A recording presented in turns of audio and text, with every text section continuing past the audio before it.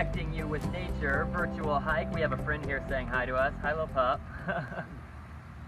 We are here at Meadow Brook Park today, hey folks, for another virtual hike. My name is David Subers. These hikes are brought to you by the Urbana Park District.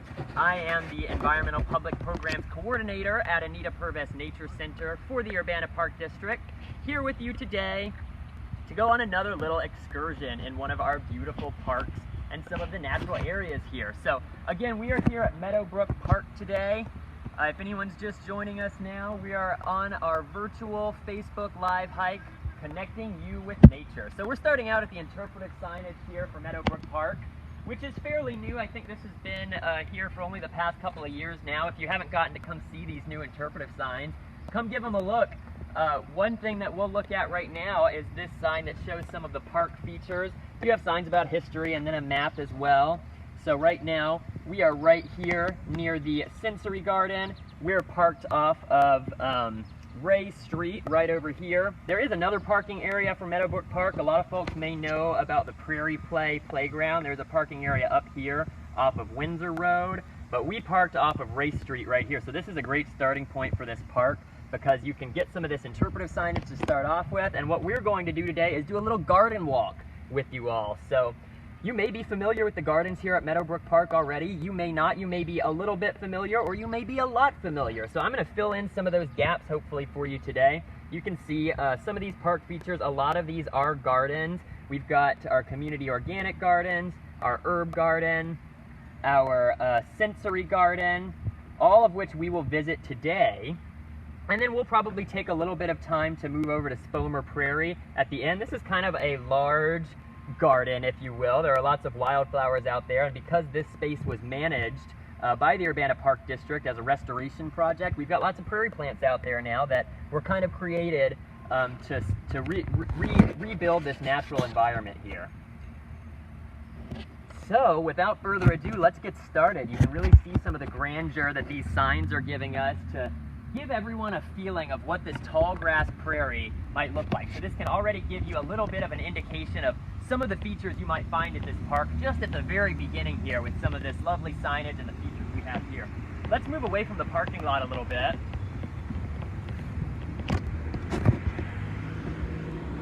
So there's the parking right over there, just for your reference.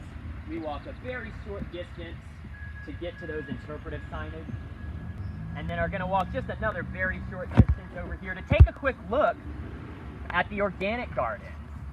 So James and I forgot to mention, my friend James is with me today. James, our environmental program intern, is here as my camera person. So James may chime in every now and then, and may also be monitoring the chat, so that if anyone does have something that you would like to share, like to comment about, if you're having trouble with the connection, let us know, and we can try to troubleshoot that. So James will be monitoring that chat for us. You may hear him speak up. So James and I were just talking actually about how tall this corn has grown back here. You can see there's a good little patch of corn back there that has really grown up big time in the last couple of months. And we were kind of just discussing some of the possibilities for how that happened, because again, these are organic gardens, so there aren't pesticides used out here, only natural fertilizers. And so they've done really a great job. As you can see, it's been a good growing year for some of that corn. So we've got some tomatoes over here. There are some wildflowers in this space as well, but we'll just kind of walk down, and James can give a good sort of pan down these gardens. And as we walk, I'll point out, you might notice that there are all these different sets of wire. There are some posts holding those up. And so what these are doing is kind of separating these gardens into different plots. So you may notice some numbered signs along here. These community gardens are available for anyone in the public to reserve and use. So at most of these spaces that you see that are actually have plants growing in them and are being gardened are rented by individuals in the community right now. So a lot of these are also managed and rented right now by CU Solidarity Gardens. So they rent out a good bit of this space just to make sure that we're getting all those gardens worked on and gardened. So, you know, the public in the community here usually rents out a certain number of spaces, and it doesn't necessarily fill the whole garden out. So have you heard of Solidarity Gardens before? I didn't know much about it before working at the Nature Center here, but I've learned a lot more recently. So CU Solidarity Gardens is this collaborative, collective partnership between a number of organizations in the community. The Urbana Park District, the Urbana Free Library, Sola Gratia Farm, and just a number of other, quite a few partnered individuals work together to really provide a service to the community. We have some of the most rich soils in the world here. You probably know that if you're an Illinois resident. We have some of the world's most fertile soils. But we also have a lot of places that are food insecure here in Illinois. So it seems like there's a gap to bridge, right? And Solidarity Gardens for Champaign-Urbana and the surrounding areas, their goal is to kind of fill in some of those gaps for food insecurity by providing gardens for the community and growing food for the community in those gardens. So it's really a fantastic project, and we're super happy that they're able to use some of our space at Meadowbrook. If you didn't know these organic gardens were here, now you do. So you can know they continue along this way. We've got lots of gardeners who work them. And so now you know that you are able to actually, if you need a space to do some gardening, if you thought that it might be a fun project for you and your family, maybe you as an individual to grow some of your own food, maybe for the experience of it, or maybe to provide some supplemental food for your diet. You've got that option during the next growing season to try to rent one of these garden plots. And so if you're interested in that, I encourage you to call Anita Pervez Nature Center, reach out to us and contact us. Our school programs coordinator, Chelsea Crawl, helps to manage some of these gardens and does a lot of the reservations for them. So if you reach out to us, if you're interested in, maybe renting a garden plot for next year, please do so. Please give us a call, and we can connect you with Chelsea to make sure that we get you on that list and get you a spot for next year if there is one available.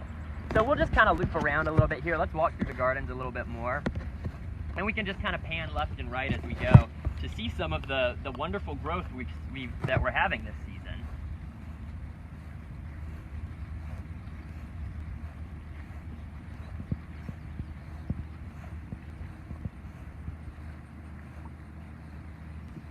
I've seen lots of tomato plants, some zucchini out there, really good looking corn. Oh, there's some nice squash. Take a look at those. Those have some really good growth on them already.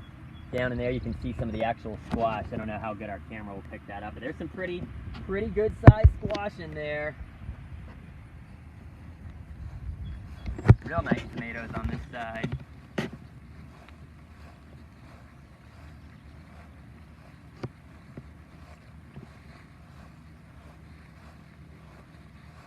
So these will reset every growing season, and oftentimes we'll have space available in a new season for new gardeners to come and utilize some of this garden space. We'll walk around this way. The gardens continue even further, believe it or not. There's lots of space over here, but we're going to kind of just cut that last bit off and head over this way.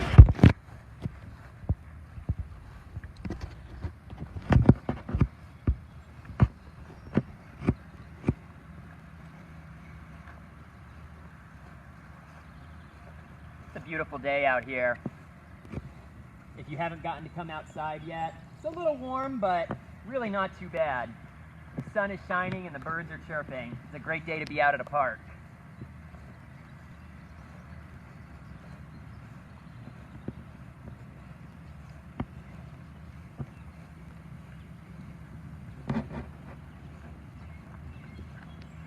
So this is one other space I wanted us to explore a little bit today. So we'll go part of the way down here, and then we may loop back around. This is the Richardson Hickman Wildflower Walk. So we're going to head down. This is actually a paved path, and it continues on. If we were to go past the Wildflower Walk here and keep walking, we would end up making it on.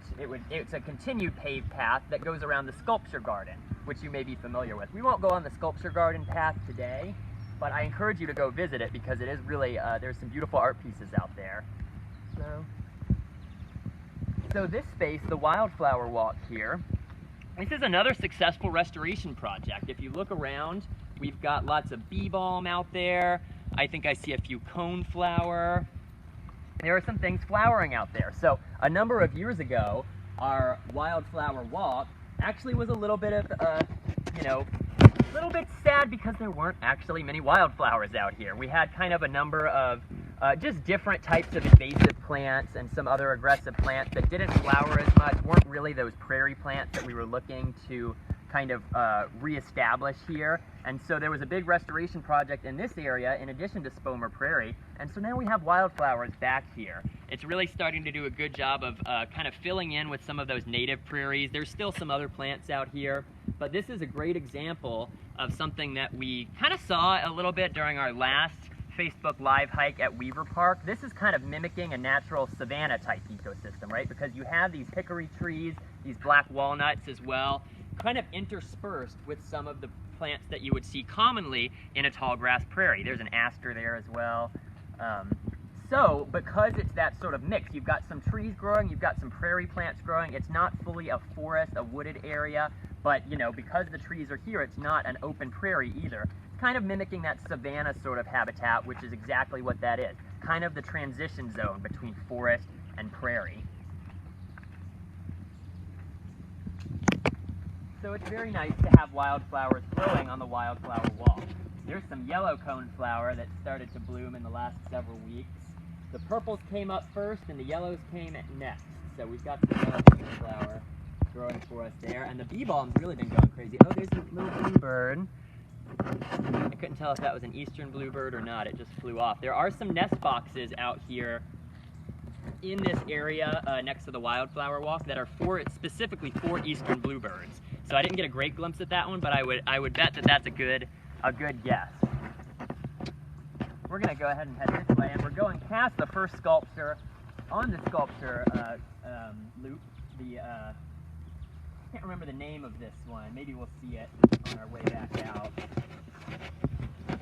But as you continue down that paved path, we're kind of cutting off onto a soft path here. There are some mowed trails that go through here, and they kind of will change their path a little bit here and there, but usually you can find the start of them in the same locations. So if we continued on that, we would be heading into the sculpture path and see a lot of big sculptures like that on the way.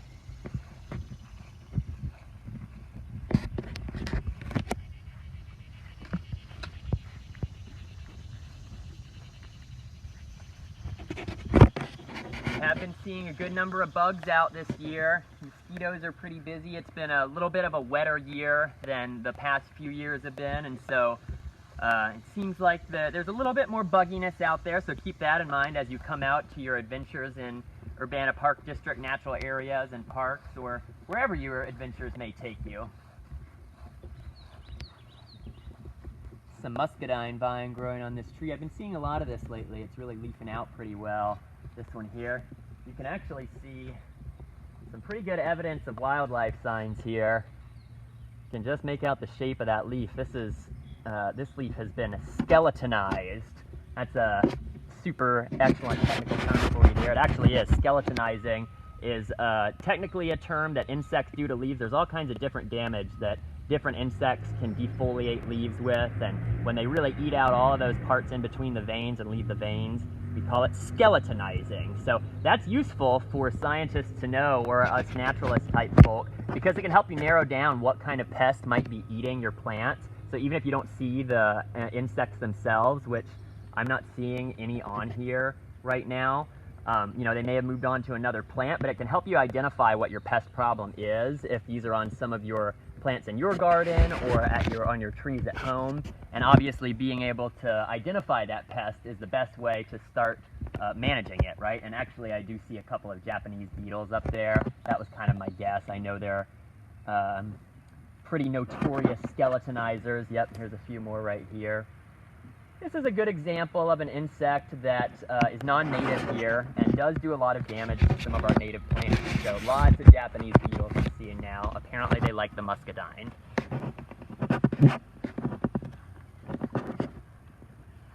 We'll continue on this way. So, David, somebody has a question. Catherine's asking, has path rush been put on some of the paths? When I was on a guided hike there in 2019, Matt Bulk mentioned that they were going to try that as an alternative to mowed paths. Oh, that's a great question. You know, I am not sure if they've been planting rushes here as an alternative. I know Matt does love rushes and sedges. Rushes have round bottoms, so there may be rushes growing on the side here, but I'm assuming that if Matt was telling you about that there must be some species that could maybe grow to be not as tall as an alternative to mowed paths. It looks like I don't see any planted on the path itself. It seems like they're continuing to mow the kind of clover and the turf grass that grows in these spaces. But that's such a good question. I kind of think I want to ask Matt about that. And you know, maybe we could, I saw Matt earlier today, so I love that question so much because, you know, it is always good to be thinking of nice natural alternatives. Really, this turf grass that we plant in our yards and in parks in a lot of places is not really a good habitat for any wildlife. It doesn't provide much for pollinating insects. It doesn't provide anything, really. It sucks up a lot of water from other surrounding native plants, and it's really just not a good great thing to plant if you're looking to encourage wildlife habitat. And it is a very common thing in yards, but there's kind of a movement now to plant more native plants in yards, right? And maybe remove some of that turf grass. And a lot of folks love their turf grass, and that's totally okay. There's a lot of things that are beneficial of that in a yard. But I love that question about if there have been some alternatives. This may be maybe some rushes planted down here. I think this might be a sedge. So there may be some options for sedges down here too. I believe that's a sedge right there. If you noticed, I was kind of feeling the base of the stem. Sedges and rushes are both monocots, kind of like grasses, like turf grass, but they don't get as tall. They don't use as many resources, and so they're a great alternative because there are many native ones. So the reason I'm feeling the bottom stem here is because I know that sedges have edges and rushes are round. So if I'm wondering if something is a sedge or a rush, it can be hard to tell the difference just by looking at it, but if you feel the base of that stem, here, right down here, I can feel that this one has edges on it. It's kind of like a big triangle when I rotate it in my hand right there. That's probably a type of sedge.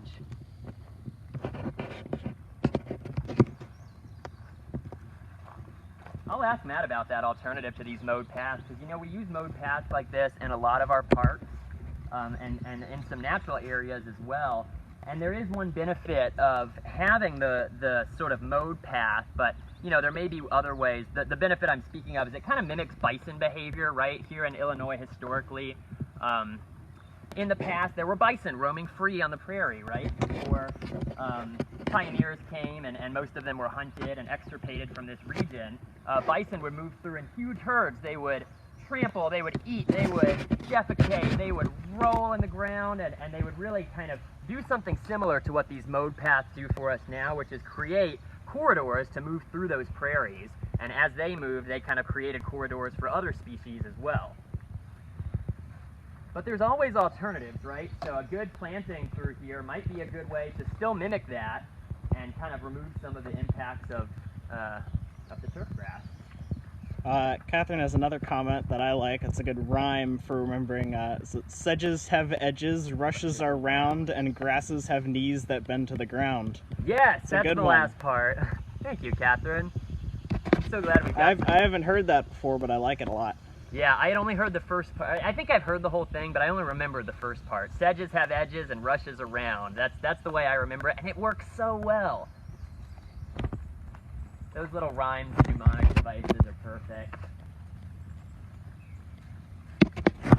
There's what's most likely a monarch. It could have been a viceroy butterfly, the mimic species of a monarch. But there is a lot of milkweed planted in the Fomer Prairie over there. It's a great space for monarchs, so there's a good chance that that was a monarch butterfly because they are very well attracted to milkweed and have a very close relationship with that plant. We'll talk a little bit more about that once we move into Fomer Prairie. For now, I'm going to have us walk right up past this building here to check out a couple more gardens, and then we'll kind of loop ourselves back down because Fomer Prairie is out this way. We're heading back up toward the Race Street region of this park, kind of near where we parked. We're not going to go all the way over back to the parking lot, but you can see over there is Race Street, and I'll talk a little bit more about some of the features on this area of the park as well. If you visited Meadowbrook Park before, you probably know this area because it is pretty close to the parking space. This is a really nice open area for games, for picnics, for activities, for families and friends and folks of all types. So we're going to kind of come right up around here through this open space.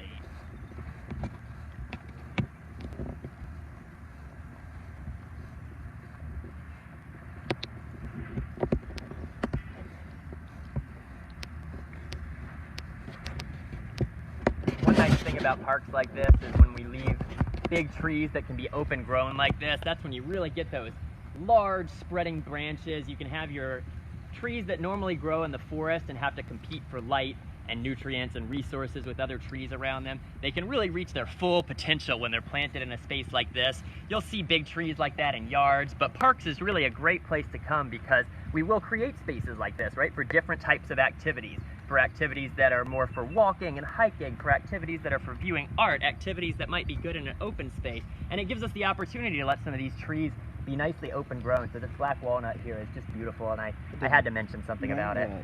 Putting this in your backpack. Absolutely.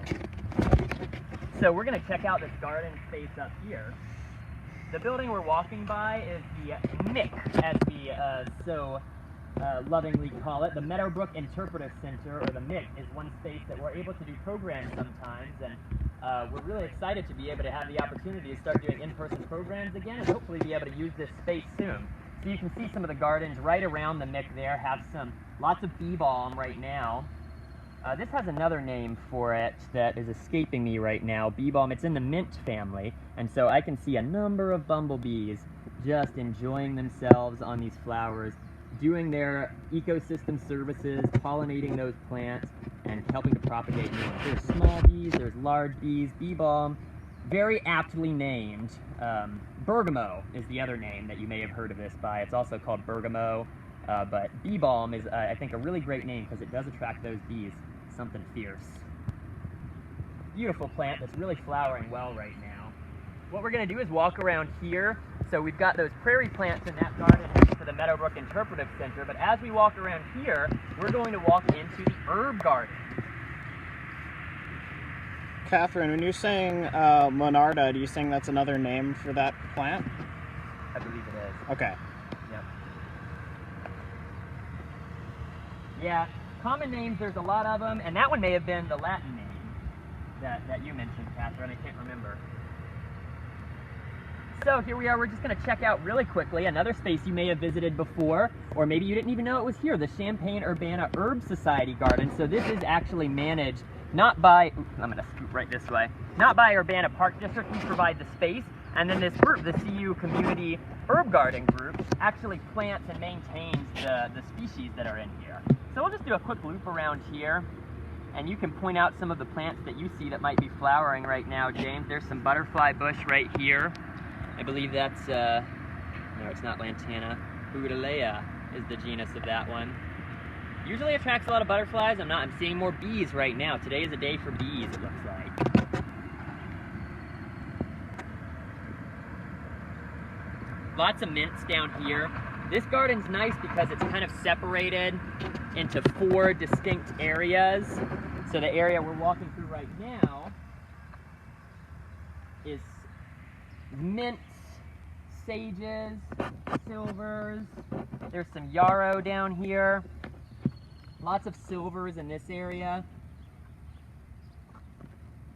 And then as we continue along here, we're walking into an area of medicinal plants. So it's separated into 4 sections. You've got medicinal plants, dyes, teas, and then those silvers over there. So this medicinal plant area, I don't know all of the medicinal uses, whether they might be cultural or historic uses of some of these plants, but it'd be a great place to come and learn a little bit about that. If you ever have had an interest in medicinal plants and learning about what plants can offer for medicinal value, this is a great place to come to get an idea of some of those species that you might want to do further research on. So I can see right here there's some Rattlesnake Master growing in this space.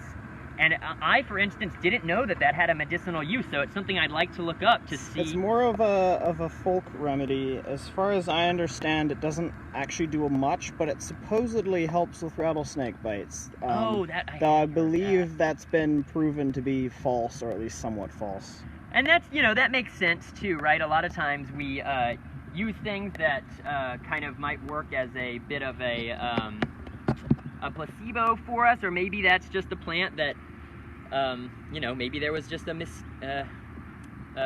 misinformation going around for a while. But a lot of these plants, it's a good place to study. Thank you for that, James. I see some aloe there. That's one I actually do know. Everyone knows you can put aloe on a burn and it helps to cool and alleviate some of that. So yeah, this medicinal plant space would be a great place for you to come, and if you have an interest in medicinal plants, learn a little bit more about it. Maybe you can find, you know, do some myth busting here and look into some of these plants that maybe were once thought of as medicinal and are now maybe not thought of in that same way. And that may be part of what this garden is kind of having some of those things here that have historically been thought to be medicinal, even if we've kind of proven some of that to be false here with more modern medicinal technologies. So we'll just go around this way. There's a nice sundial here. I'll just pass us by this section of plants that produce dyes. So before industrial dyes were around, we had to dye things with plants. Marigolds, I see. Lots of good stuff in there. Lots of good smells in this garden too. This is a great place to bring young kids because there is a lot of sensory stuff going on here. You've got a lot of different colors, different sizes of plants, different smells, different pollinators that come here in the summer. So if you do have young ones at home and you've been looking for a new place to visit, I encourage you to come out this way because not only is the herb garden here. Oh, you found some stevia there? Yeah, we got some stevia here. Some people might be familiar with stevia extract as a sugar replacement. Yeah, that is such a great example. I'm glad you noticed that, James. This is the teas area, so all kinds of things that we can make teas and possibly other extracts out of that we use in our drinks and food. What else do we have over here? Oh, I think this one is Blazing Star. Yeah, I love this plant. I'll come and point this one out really quickly. Blazing Star is a beautiful plant that also attracts pollinators. It's a native plant. What's that? Labeling is different. It's down here. Oh, it is. Yeah, it's in a weird spot. Right. So this may be a specific varietal of blazing star that's been planted here in this garden, but we do have multiple species of blazing star that are native to our area. Prairie blazing star is one, rough blazing star is another. I have some rough blazing star planted in my yard right now that I'm hoping will kind of grow up and flower like this at one point. I just planted it this year though, so it's going to take some time, and that's okay. Pollinators love this one though. You can bring a lot of butterflies to your yard by planting blazing star. And it's just a beautiful plant when it's flowering. And when it's not flowering, I think its leaves are kind of pretty. It has this almost whorled structure to its leaves. All right, let's move on. Unless you saw anything else in here that you'd like to point out, James. Well, I don't think so. Some more Japanese beetles I see. Another example of those invasive bugs. Oh, there's a butterfly. Oh, leave me alone, beetle. We'll look at the butterfly instead. Not sure what species that is. I saw some swallowtails out earlier. Oh, there's a swallowtail right there. I think that one's a tiger swallowtail. Certainly has the tiger kind of pattern to it. It does, doesn't it? I saw a black swallowtail yesterday, and I remember seeing a black swallowtail caterpillar out here last year, and then I saw a adult just yesterday out here. That came full circle.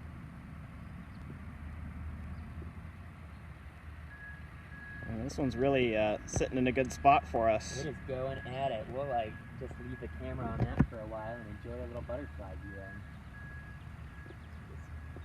But yeah, okay.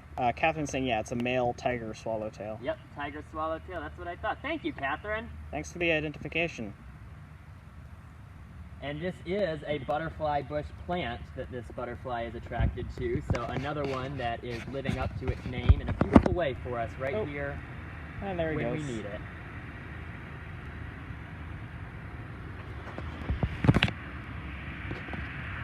So I mentioned that this might be a great place to take your young ones because not only is the herb garden right there, which I know young folks love, there's a monarch. Sorry, the butterfly bush just keeps bringing the gold for us. There's a swallowtail and a monarch flying around there now. Again, could be a viceroy. I could look at the wing pattern. That's the way you tell, if you've ever been curious, how to tell the viceroy butterfly, the mimic from the monarch butterfly. It has to do with the venation pattern in their wings. There's one connecting line that the viceroys have that the monarchs don't have, and so that's the way to tell. If you've ever wondered about that, you can look up those pictures, and once you have it in your head, you can usually tell the difference if you can get a close look at them. So this is the sensory garden, I started to say, and then I was distracted by a monarch, a little bit of my ADD peeking through there. The sensory garden here is another part that's really just connected right up there with the herb garden. This space is managed by Urbana Park District, so our landscape manager, Georgina Donahoe, plants most of these plants. And another space that's great for young ones because it has lots of different sensory things. You can feel this plant that I've got here is very fuzzy. There's smells down here too. There are lots of different things to explore in this area. There's a little, it's like a little buckeye tree. Is that a buckeye? Let's see.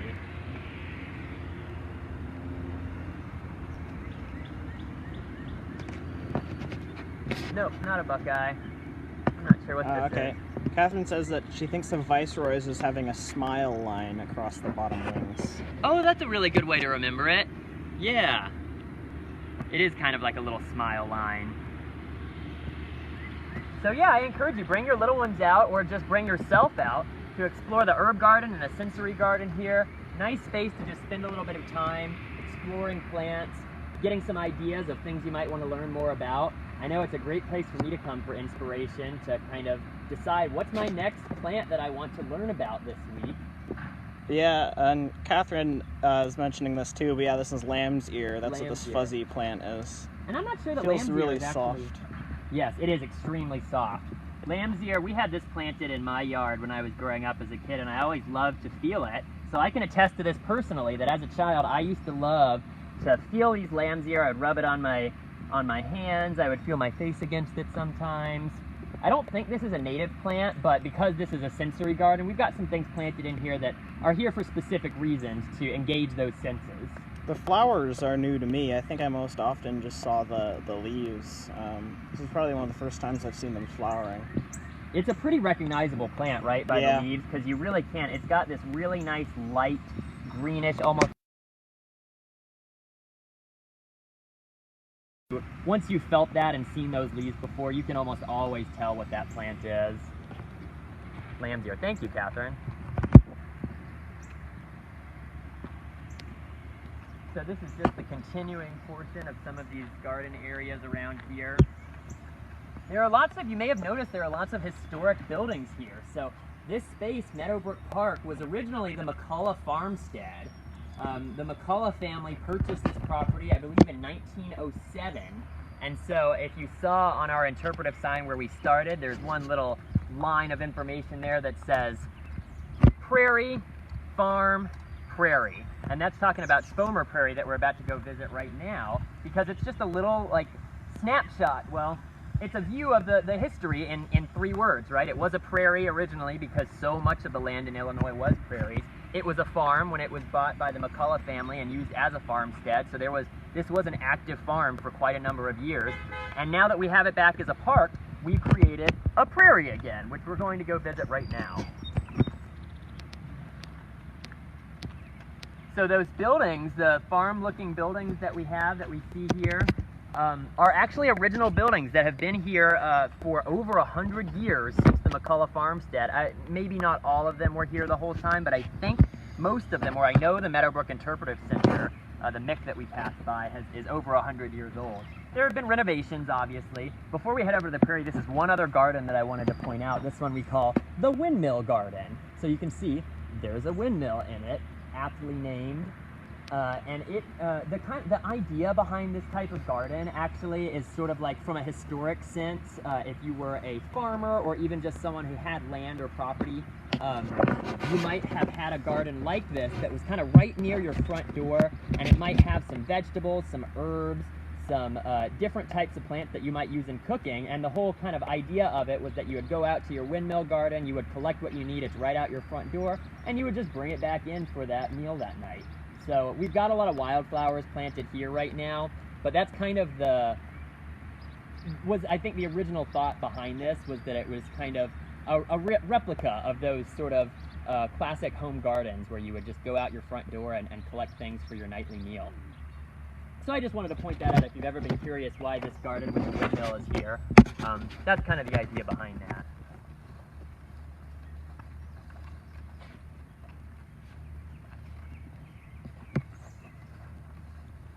Let's see how it turns looking. We got about 20 minutes left together. It's a great amount of time to go explore the prairie, I think. If you're ever curious about some of the history of this park, I can tell you that the Park District purchased this. I believe it's about a 130-acre park in its current state. The Park District purchased it. It was originally sold by the McCullough family to, it may have been a development group. It was a group that then sold it to the Urbana Park District. So the Park District first purchased its first plot out here in the late 1960s, and then throughout the 70s kind of continued purchasing other parcels around here, and it became the park that you see today. I think the last part was purchased in 1979 that brought it up to its current 130 acres of beautiful park and natural space.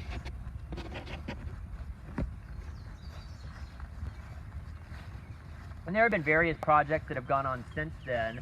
I mentioned when we were back at the very beginning of our walk today at the Interpretive sign that a lot of folks park at another parking lot because that gives you really good access to the Prairie Playground, which is just a favorite feature of many of the people who live in this area. It's the largest playground in the Park District, and it has this very iconic look to it. It kind of matches the aesthetic of some of these old farm buildings here. And so if you're familiar with that playground at all, you probably know what I'm talking about. A lot of firsts here and a lot of biggest. This is the first park that was ever part of the Urbana Park District. It's the largest Prairie playground. The gardens that we started at, the organic gardens, are actually the oldest community garden project, excuse me, here in Urbana. And they may be the largest gardens as well, I'm not sure. So James just panned over to our sign here for the Foamer Prairie. We're going to do a little bit of exploration around the prairie. We might jaunt over around this stream so you can see we're crossing a small bridge here. I'm going to lower my voice a little bit, and I might stop talking for a minute because there's a chance there might be some wildlife around here. It's always a good place to come. It's kind of a hot part of the day, so I'm not hearing many birds right now. But if you're ever looking to do some wildlife watching, coming near a stream or a body of water is always a really good bet. I can see a jewel-winged damselfly sitting, there's another jewel-winged damselfly sitting on some of the plants in the bottom of the stream here. You can see them flitting around. Do you know the difference between dragonflies and damselflies? A lot of folks use call everything that flies around and looks like a dragonfly, but actually a lot of them are damselflies. If we can see this one land, yeah, here it is right here. So I know this is a damselfly because of the way it's holding its wings. There are actually a couple of them right there that just landed on some of those, that may be ironweed, but I'm not sure. They have these really black wings, and if you see, they're holding their wings up over their body. We'll see if we can get a closer, yeah, there's one hanging out right there. So if you look when they land, you'll know if you have a damselfly or a dragonfly, because damselflies hold their wings up vertically above their body like this. Dragonflies are always going to hold their wings to the side like this when they land. So it's an easy way to tell if you've got a dragonfly or a damselfly. So often I'll point out that something's a damselfly and people will say, "What's that?" And so you can impress your friends and relatives by telling them, you can tell them the difference between a dragonfly and a damselfly. They're in a similar group, but they are different types of, different families of animal. Another way you can tell them apart, which is a little bit harder unless you can get close to them, is that damselflies, their eyes are farther apart. They kind of have a T-shaped head, and dragonflies have a more round head. Their eyes are closer together. Yeah, that was actually new information for me. James just shared that with me the other day. He was doing a post about dragonflies and damselflies, I believe, or maybe working on an exhibit about them. And so I had never really gotten to see those heads close enough to notice that difference. But it is pretty distinct. If you happen to be able to get close enough or get a real close-up picture of them, you can tell the difference with those head shapes. They look alien, too. Yeah. They're really quite strange looking. They do. Let's continue on. We might loop back around here, and maybe I'll be quieter to see if we can get any other wildlife sightings today.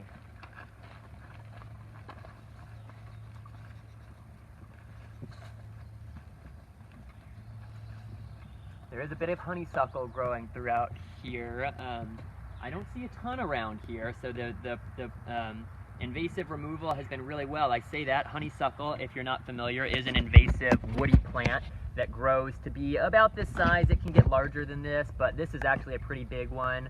And it can be difficult to remove. It's an aggressive plant. It grows quickly. It outcompetes other plants, and it can be a kind of a pain once it really gets established. So it's nice to see that there's not a whole lot around here, and that the Park District's done a really pretty good job at keeping this site focused on those natives and removing those invasive plants.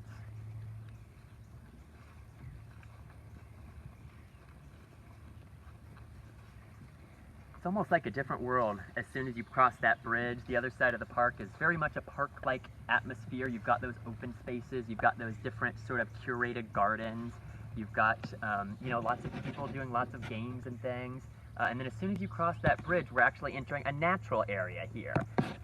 So one thing that people often get kind of confused by is dogs are allowed in the main part of Meadowbrook Park, but dogs actually aren't technically allowed in any of our natural areas here in the Urbana Park District. So once you cross that bridge, there is a sign over there that mentions that we don't bring dogs into this space because it is kind of managed as more of a natural area rather than a more curated park like the rest of the space here. So, Catherine, I'm not really sure about the damselfly versus dragonfly nymphs. I think they might have a similar thing in terms of how their eyes are. I think the eyes are similar. They do also look pretty strange, but honestly they look a bit more just like smaller versions of dragonflies without wings. The dragonfly nymphs can get very large and almost look spidery. Their legs can be so long sometimes that they are, as James said, they're a good bit bigger than the damselfly nymph. Was that question just kind of telling the difference? Just about them, if they look similar. Yeah, the dragonfly nymphs are generally larger and they are more spider-like looking to me than the damselfly nymphs, which kind of resemble a lot of the other macroinvertebrates that you might see. I believe the damselfly nymphs have filaments at the end, like kind of hairs at the end of their body, filaments that sort of stick out. I can't remember how many, if it's 2 or 3. Oh no, you know what it is? I remember now. They have what almost looks like, a lot of damselfly nymphs in this area have what almost looks like paddles on the end of their body when they're nymphs, and so that's a really easy way to tell because it's actually a pretty unique little feature that they have. So they have these at the end of their body, instead of filaments like many mayflies or caddisflies and things like that have, they have these what look like little paddles. I think there's usually a pair of them, and it helps them, you know, with their mobility in the water, but they do look pretty different from the dragonfly nymphs, which don't have those paddles, don't have any filaments on the end of their body, and then tend to be larger and more like spidery looking with their long legs. Catherine is saying they have mouth parts like the creatures in Alien, that Alien movie. The nymphs do? Yeah. Yeah, they have, there's a lot of interesting things that live under, you know, ponds and streams and rivers once you really start to look for them. You may be familiar with, you know, that you can find those macroinvertebrates and it can tell you something about the quality of the water in the streams, right? So it sounds like you have some knowledge about those species already. And so one reason that it's really important to study those types of things is because certain invertebrates like that can't stand certain levels of lower water quality. So if you have certain types of species that you find when searching for those macroinvertebrates, it can tell you something about the quality of that river and the quality of the water. And then it's important to do repeat visits, right? Because if you're finding them for years and years and then all of a sudden you're not finding this species that may be sensitive, then you know something has changed maybe in the water, either with that species specifically or possibly your water quality. So it can give you the opportunity to do more testing. I see lots of Rattlesnake Master up here right now. I love seeing that plant. It just kind of pops out at you. You can see here it's got these little, like, almost like little fireworks type flowers. They're small flowers, but they make these big heads that come all together.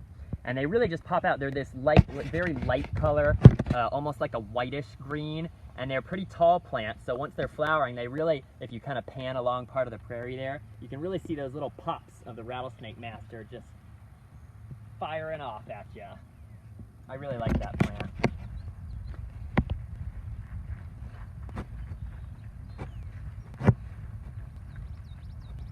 Again, we've got lots of bergamot or bee balm.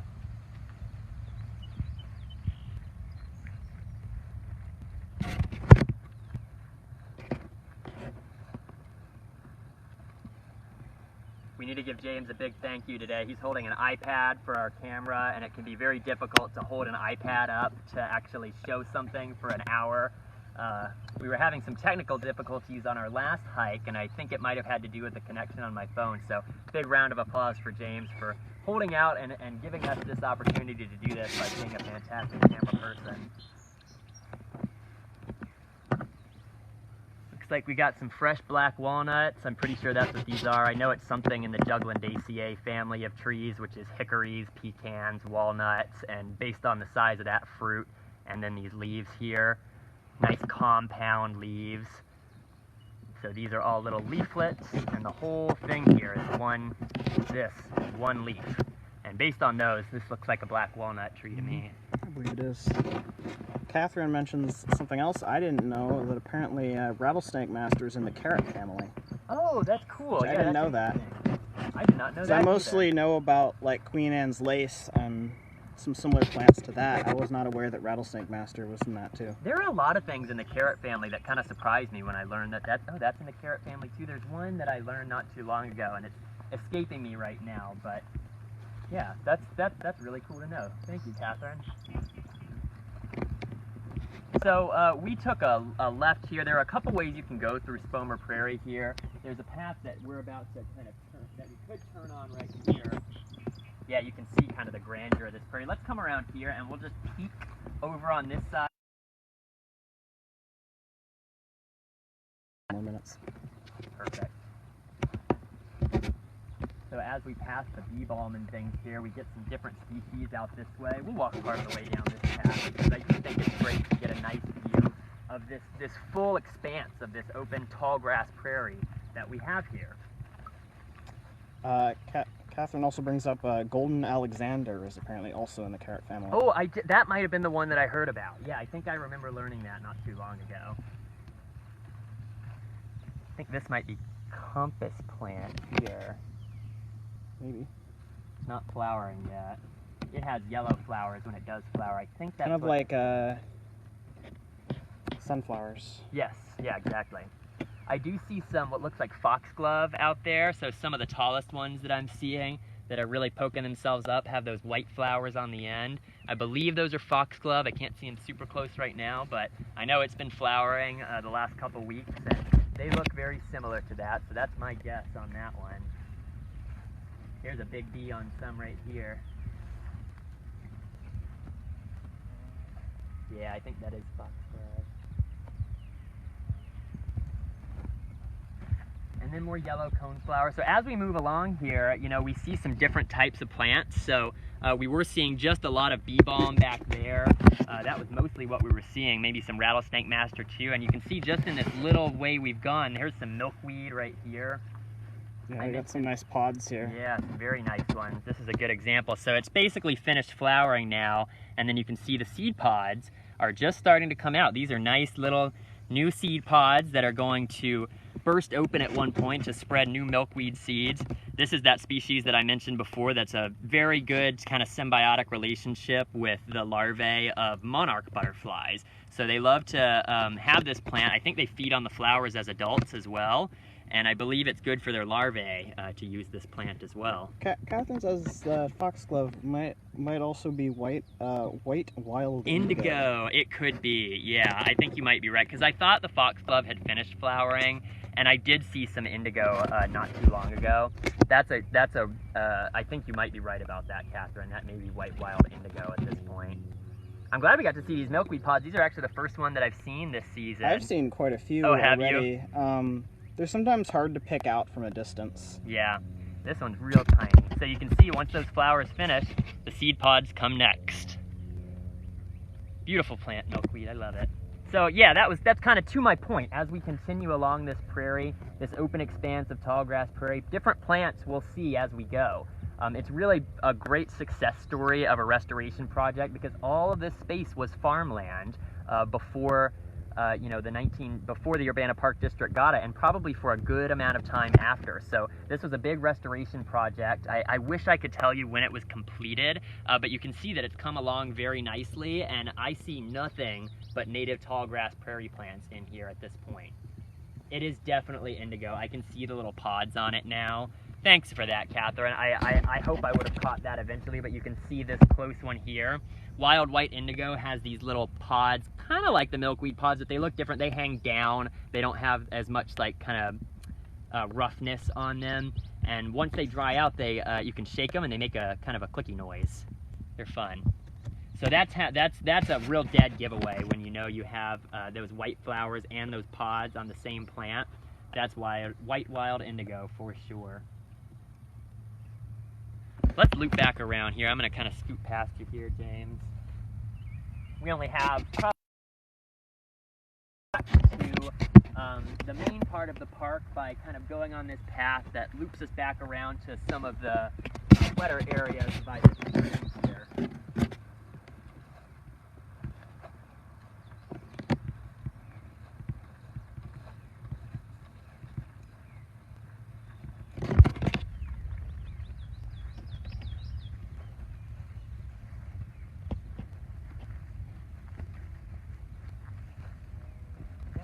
Monster bumblebee.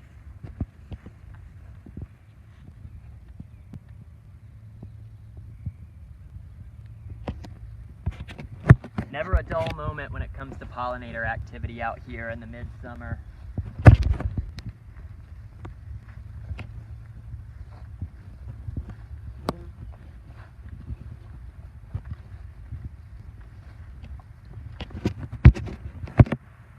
So this is back where we were just a moment ago, and I split us off there. This path should loop us back around to some of the main parts of the park here.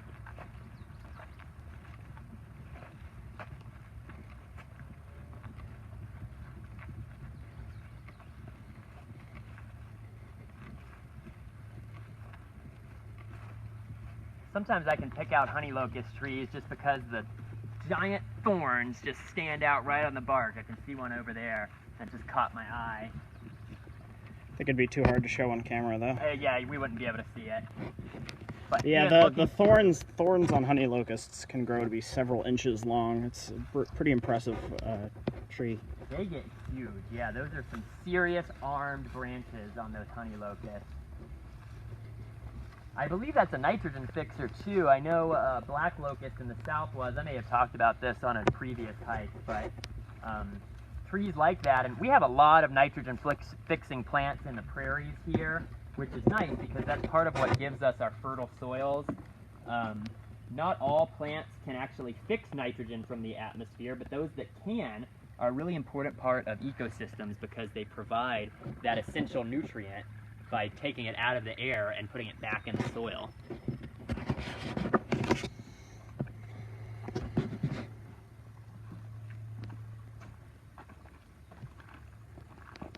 I always say I'm going to be quiet and try to listen for wildlife, and you've probably figured out that I do a poor job at that. I'm still not seeing any wildlife over in this space.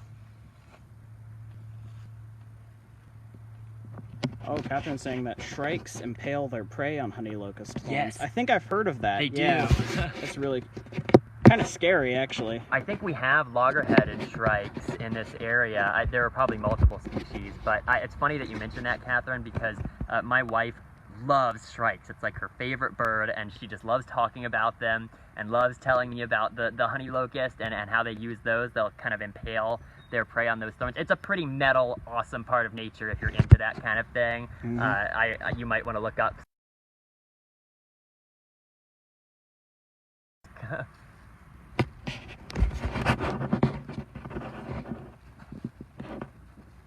Yeah, I think whatever they don't eat at that one sitting, they'll save for later by kind of pushing it through those thorns. So my wife is always trying to see if she can find some evidence that there were shrikes. Whenever we see a honey locust tree, she tries to look and see if there's any previous prey that's been stuck onto those thorns. I'm so glad you brought that up. There's a little bit more honeysuckle. If you're ever curious how we can tell that things are honeysuckle, they have this very distinctive bark. You know, sometimes they're tall, sometimes they're shorter, but they have these long stripes almost all the time on their bark. They're one of the first things to flower in the springtime as well. So you'll see those yellow flowers come up on honeysuckle before pretty much anything else. And then once you see those and connect it to this long stripey looking bark, you can kind of pick those out pretty quickly.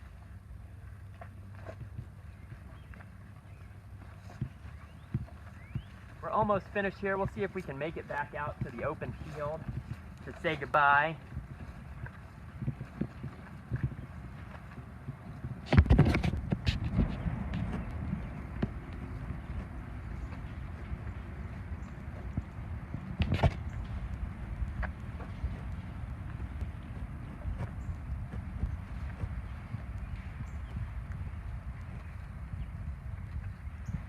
Oh, interesting. Catherine's mentioned something else about shrikes, that they've adapted to human structures and will occasionally use barbed wire fences in the same way. That's really cool. That is super cool. Now we're gonna, I almost don't know if I want to tell that to my wife, because then we're gonna have to search every barbed wire fence that we see too. Yeah, it makes sense. That is really cool. Might as well use what you got. Exactly right. So you can see we've just looped our way around. We only kind of skirted part of the prairie. There's a lot more of that to explore if you'd ever like to come out here and really get a good picture of the full version of Foamer Prairie. But we did a nice little jaunt kind of around the edge of it, went through it a little ways, and then we've just looped back around. So you'll see as we head out this way, we'll be looking right back at our pavilion and the Meadow Brook Interpretive Center.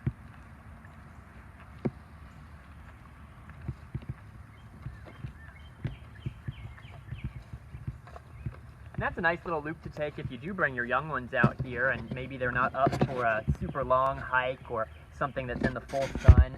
I'd encourage you to check out some of those gardens that we looked at today, and then do this little loop around this stream and kind of catch part of that Foamer Prairie, see what kinds of pollinators you can see. These hackberry trees, or this hackberry tree.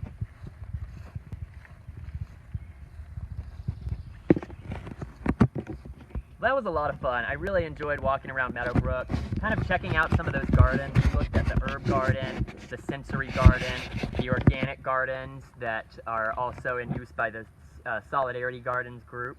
And then we kind of did a little jaunt around Foamer Prairie after also checking out the Wildflower Walk. So thanks so much for joining me. I'm so glad we had you with us today, Catherine. All of your information was so fantastic. I learned some new things. Anyone who watches this video hopefully will learn a few things about Meadowbrook Park and maybe some of the species that live here. This was another Connecting You with Nature virtual hike on Facebook Live.